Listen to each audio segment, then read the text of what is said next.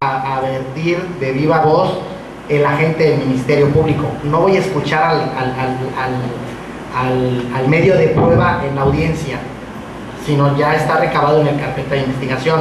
Sin embargo, el defensor sí puede ofrecer el desahogo de la prueba para la vinculación a proceso. Puede desahogar 3, 4, obviamente yo tengo que verificar que la prueba no sea impertinente o no sea superabundante.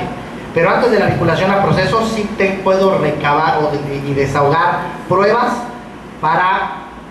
y yo obviamente tendré que, en mi resolución, ponderar y darle valor jurídico a las pruebas del agente del Ministerio Público o a las pruebas de la defensa, para con ello sustentar la vinculación a proceso. Obviamente mi vinculación a proceso puede ser recurrida, se pueden ir al amparo contra mi vinculación a proceso y será analizado si valoré o no valoré las pruebas en audiencia. La vinculación a proceso es un mini juicio oral, porque va a fijar precisamente el procedimiento y en un momento dado llevarse a juicio oral este hecho. Entonces, otra de las situaciones, el Ministerio Público no puede variar el hecho. Mismos hechos contenidos en la formulación de imputación deben de ser los hechos al momento de pedir la vinculación a proceso y deben de ser los mismos hechos al momento de acusar el agente del Ministerio Público y deben de ser los mismos hechos que lleguen a la audiencia de debate y juicio oral. El agente del Ministerio Público no puede variar este hecho, porque si varía el hecho ya no hay congruencia y entonces los jueces estaríamos dejando y vulnerando el debido proceso en agravio del imputado. Y bueno, la audiencia de debate, para la audiencia intermedia no se desahogan pruebas, ahí nada más se van a ofrecer. Ofrezco la testimonial de ABCD, la pericial de ABCD, las documentales consistentes en ABCD, el objeto material que voy a ofrecer en juicio ABCD. Ahí no se desahogan pruebas en intermedio. El medio probatorio se va a desahogar hasta la audiencia de debate y juicio oral. Ahí es donde el tribunal de juicio oral, por eso se habla de que no deben de estar contaminados, porque yo, juez de control, ya escuché los antecedentes desde la formulación de imputación, para la vinculación a proceso, los medios de prueba que van a tratar de acreditar en la audiencia de debate y juicio oral. Entonces, cuando integran el tribunal de juicio oral, los 3 jueces se suben, no deben de conocer absolutamente nada del hecho y van a sancionar en base al desahogo de prueba que se lleve a cabo en la audiencia. Es decir, la víctima tiene que venir y se tiene que escuchar a la víctima. Claro, hay maneras de declarar o de tomar los testimonios en determinados delitos de secuestro, por ejemplo, delitos donde intervienen o son víctimas menores de edad, abusos sexuales, violaciones. Esas se toman de manera especial en una cámara de Gelsen. Sin embargo, existe una televisión que está dirigida hacia los miembros del tribunal, hacia las partes, y ahí se está reproduciendo el testimonio de la menor, o de secuestro, o de violación, delitos de carácter sexual. Las víctimas pueden ser tomadas la declaración a través de videoconferencia, como le llaman. Está en una sala contigua y de viva voz ahí le están formulando las partes como si estuviera en audiencia. La única diferencia es que no lo tiene al sujeto activo del delito, al imputado no lo tiene de manera de frente. Pero todos los testigos y todos los peritos desahogan su testimonio en la audiencia de debate y juicio oral. De manera tal que si se hace una mala acusación, se ofrecen malos medios de prueba, el juicio oral no va a tener elementos suficientes para sustentar una sentencia condenatoria. Entonces ahí se tendrá que absolver si es que no van las pruebas a la audiencia de debate y juicio oral. ¿Alguna pregunta más, por favor? Por favor, su nombre.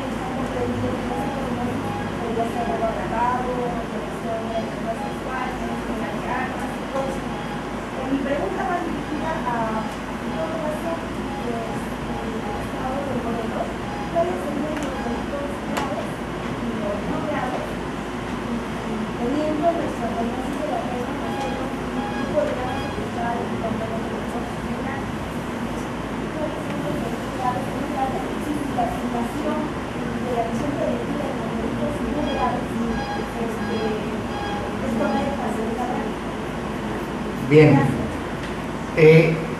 Tomando en consideración, entendí, cuya pena máxima son 4 años por en prisión preventiva. ¿Qué?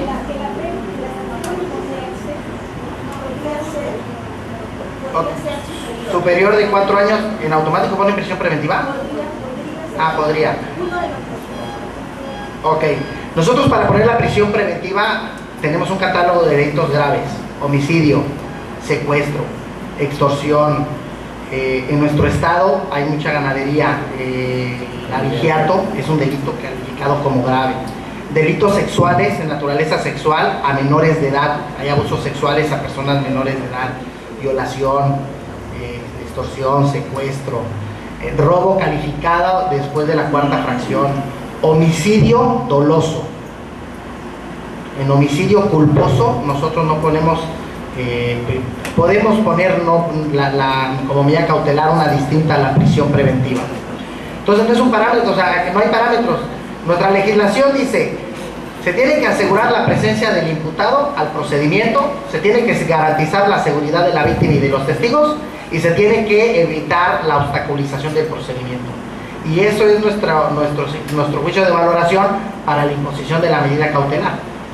Puse un ejemplo: un daño y unas lesiones cometidas de manera culposa, puse prisión preventiva por la actitud que tuvo el imputado en un procedimiento anterior y en que se fugó de un módulo de justicia por un delito contra la salud.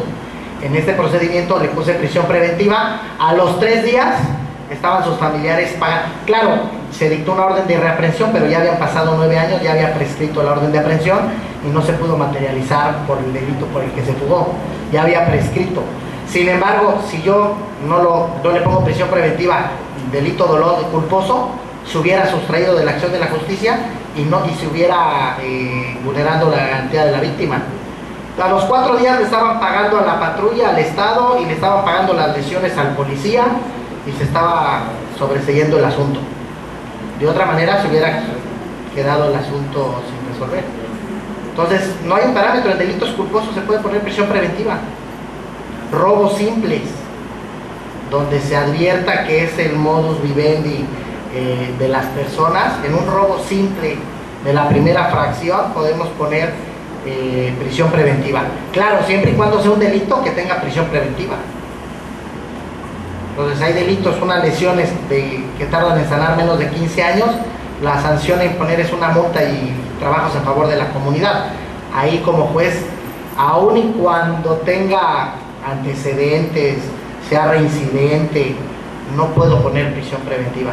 Con que tenga pena privativa de la libertad, hago un juicio de valoración y yo puedo poner prisión preventiva. Estas son las facultades que nos da el Estado, precisamente en aras de asegurar el procedimiento penal. ¿Alguna otra pregunta, por favor?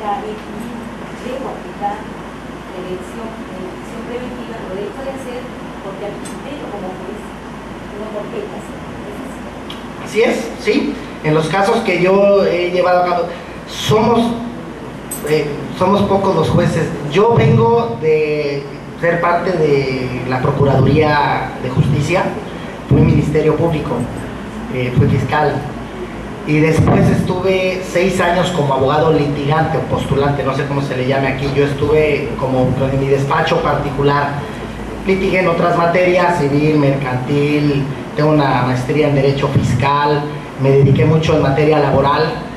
Entonces, cuando yo entro, tengo una visión distinta, y me jacto de decirlo, porque quien ha tenido carrera judicial tiene otra visión. Ejemplo, en el delito de extorsión y en el delito que les dije de despojo agravado, por la formulación de imputación y como las partes no pidieron que se resolviera en ese sentido, en ese momento, pide el Ministerio Público en automático, pero ni siquiera hubo debate. Es oficiosa la prisión preventiva y exijo que se le ponga prisión preventiva porque el delito es calificado como grave en el catálogo de delitos graves de nuestro estado. Entonces ahí apliqué el control difuso efectivamente como refiere, y aún y cuando estaba en el catálogo de delitos graves no puse la prisión preventiva. ¿Qué conlleva? A que cuando resolví la vinculación en las 144 horas, obviamente no vinculé a proceso, manifesté que no se acreditaba la materialidad del hecho delictivo que se le atribuía. Y hablando de la reclasificación jurídica, tenemos facultades para reclasificar. Ahí reclasifiqué de extorsión amenazas, de despojo agravado le quité el agravante, no se daba para mí la agravante y lo dejé en despojo simple. Por ejemplo, el Ministerio Público puede acusar por violación, pero a mí no me acredita fehacientemente el elemento de la cópula y puedo vincular por abuso sexual. ¿Sí? O sea, tenemos facultades de reclasificar jurídicamente la propuesta del Ministerio Público.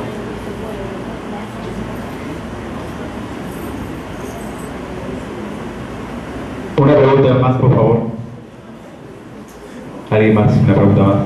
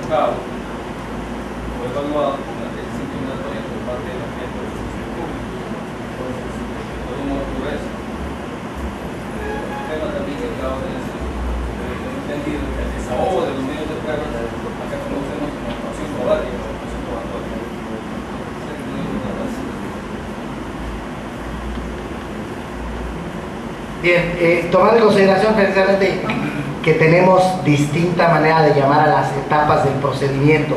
La flagrancia, hablamos de 3 tipos de flagrancia en nuestra legislación, no sé cómo le llamen aquí, ¿no? Yo los nombres. La flagrancia es cuando se materializa la conducta delictiva y el sujeto activo es detenido en el momento de la comisión. La cuasi flagrancia es cuando es perseguido ininterrumpidamente, pero nunca lo pierden de vista. Y la flagrancia equiparada es cuando ha pasado un lapso de tiempo prudente, no se habla en la ley de una temporalidad, si de 2 horas, de 3 horas, sino nosotros no tenemos un plazo, nosotros el principio de inmediatez es una facultad que tiene el juez para verificar y ponderar si se da o no se da esa flagrancia equiparada. Es decir, puede pasar inclusive en delitos graves, no sé, en un secuestro, se ha dado mucho, porque son delitos de alto impacto que han pegado a nuestro país, secuestros, extorsiones, el famoso derecho de piso, en donde se podrá calificar que inclusive anteriormente se manejaban hasta 72 horas de flagrancia equiparada, 3 días. Claro, es excesivo, pero si han pasado 24 horas y se le encuentran los objetos del delito, se le podría detener, vincular a proceso y fijar el eventual juicio. Claro, el Ministerio Público, ya dije, tiene un plazo para realizar una investigación formalizada y sustentar precisamente que sea autor o coautor material del delito, porque puede ser copartícipe o puede ser encubridor, ¿sí? O sea, pero sin embargo sí está, o lo puedo sustentar para vincularlo a proceso. Es decir, se lo puede vincular a proceso por un delito y acusar el Ministerio Público por otro. Puede pedir abuso sexual y después un perito determinó que sí hubo violación, que sí hubo cópula, y entonces ya acusar por violación y hacer una reclasificación jurídica. Entonces sí hay la reclasificación jurídica y nosotros como juez no es que somos omnipotentes, sin embargo sí vamos a limitar la actuación de la gente del Ministerio Público. Tenemos un problema nosotros, que los ministerios públicos realmente les hace falta capacitación, deben ir, porque son los que tienen que acreditar el hecho delictivo y la probable participación. ¿Qué es lo que pasa con la investigación desformalizada? Que en las 48 horas recaban declaraciones, toman entrevistas, están los informes de los peritos, los policías que hacen la aprehensión, con eso se van al juicio, a la vinculación a proceso, para mí me da, lo sujeto a procedimiento, señalo un plazo de cierre de investigación de 2-3 meses, un mes, 15 días, y el Ministerio Público ya no hace mayor investigación. Con eso se va al juicio oral, presenta su acusación, no hay variación alguna, en el 90% de los casos no hay mayor investigación que hace la gente del Ministerio Público. Llega a juicio oral, las víctimas ya no están, a los peritos ya los corrieron, los policías ya los cambiaron de adscripción, como el perito ya no forma parte de la Procuraduría, ya no quiere ir, la víctima ya no quiere nada. Entonces cuando llega el juicio oral, hemos desahogado un solo testigo, cuando en la vinculación declararon 4 testigos, los 2 agentes aprensores. Cuando llega el juicio oral, un asunto muy comentado que me tocó a mí resolver, había una supuesta banda de robo de vehículos. Detienen a 2 personas y el hecho materialmente refiere a los agentes aprensores, Policía Federal, la mayor policía capacitada en nuestro país, que iban patrullando sobre una calle y verifican la existencia de una camioneta blanca, Explorer. Se acerca a la patrulla, los que estaban dentro de la camioneta se bajan, corren al interior de un domicilio, los policías se bajan a detener, a perseguirlos, ambos se suben a un carro, una Frontier y a un Pointer, salen del inmueble, se da la persecución, así está el hecho, le cierran y los 3 vehículos tienen reporte de robo, una banda. Me toca a mí integrar el juicio oral, problema para que lleven a los policías federales, porque ya no estaban en Morelos, ya estaban en Michoacán. Nos tardamos en traerlos por medio de su superior, y los policías, ese estaba el hecho, así estaba desde la puesta a disposición, y nosotros valoramos la puesta a disposición, la argumentación jurídica, y llegan los policías, a través de un buen interrogatorio de la defensa, se descubre que no, que estaban afuera de la camioneta, pero que uno se mete al inmueble y este policía, al ver que corre por hacerle sospechoso, corre adentro del inmueble. Se violenta el principio de la inviolabilidad del domicilio. Lo detienen dentro del inmueble y adentro del inmueble hay 8 carros, de los cuales 4 tienen reporte de robos, entre ellos la Frontier y el Pointer, que refirieron que salieron el sujeto activo del delito. No hubo ya ni congruencia con la formulación de imputación. Hubo violaciones porque al final de cuentas ingresaron a un domicilio sin una orden de cateo. Y al nosotros valorar la prueba, no pudimos darle valor porque no hubo congruencia con el hecho. Y la camioneta Explorer que estaba afuera nunca tuvo reporte de robo. Vino el dueño y dijo, no, yo se las presté.